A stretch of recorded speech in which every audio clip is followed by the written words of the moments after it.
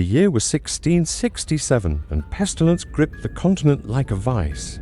In the fog-drenched town of Merrimont, nestled between rotting forests and forgotten roads, the living had begun to resemble the dead.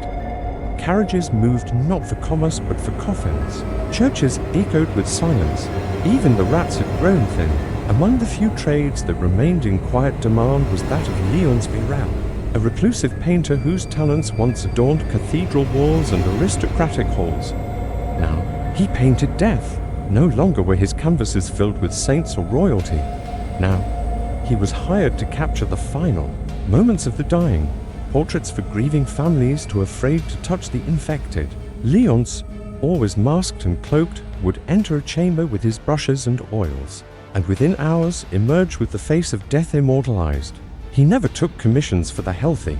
It was whispered in market corners that Léonce's paintings changed, that a healthy man painted by Virel would look fine in the moment, but within days, the skin in the portrait would swallow, the eyes sink, the mouth gape, and like clockwork, the real man or woman would succumb to the plague. But in Merrimont, suspicion bowed to desperation. One fog-drenched evening, Baron Alaric d'Estini arrived at Virel's door with a velvet pouch of coins and a name, Gregor Mulvane, a rival merchant who had publicly accused the Baron of price gouging during the outbreak.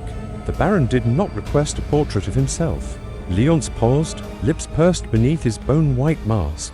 "You wish me to paint a man you despise?" the artist asked. Baron Alaric nodded. "I will have it hung in my hall, that his face might watch my fortune grow." The painter tilted his head. "I paint only what I see." The Baron produced a miniature locket with Mulvane's likeness. Léonce studied it in silence.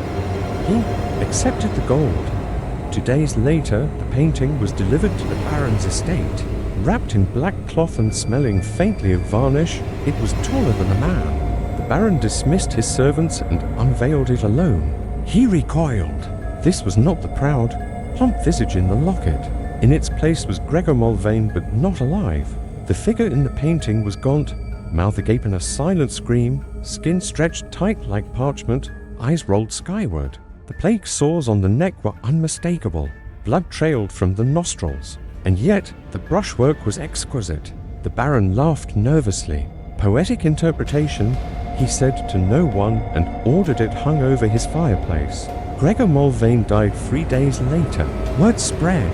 They called him La Mort Vivante, the living death. Some said he had made a pact with the angel of pestilence. Others said he was cursed. But everyone agreed his portraits foretold doom. One night, a cloaked woman came to Virel's door. She bore no gold, only a single white rose and a trembling voice. "My daughter, she has not yet fallen ill, but I know she will." Léonce said nothing, only opened the door. The child was pale, thin, but alive. She smiled as he painted. When it was done, the woman wept at the portrait. It was her daughter, looking peaceful, calm as if asleep, not dead, not decaying. The girl died a week later, but the painting never changed. Then, the final commission came. It was a royal envoy. King Henry IV himself had heard of Virel.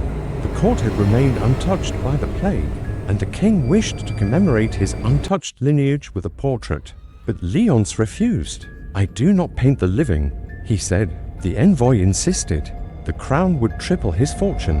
"I paint only those claimed," he whispered and shut the door. 3 weeks later, the king contracted the plague. Virel's home was found abandoned months later. The walls were lined with portraits, hundreds of them. Men, women, children. Some screaming, some peaceful. Each one painted in sickening realism.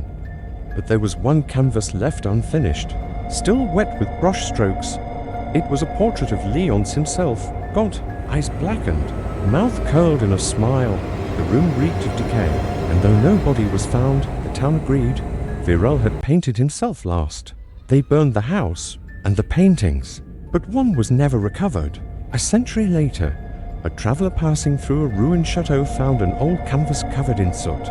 When he cleaned it, he found the figure of a decaying man with dark eyes and a crooked smile, the brushwork still pristine, as if painted yesterday.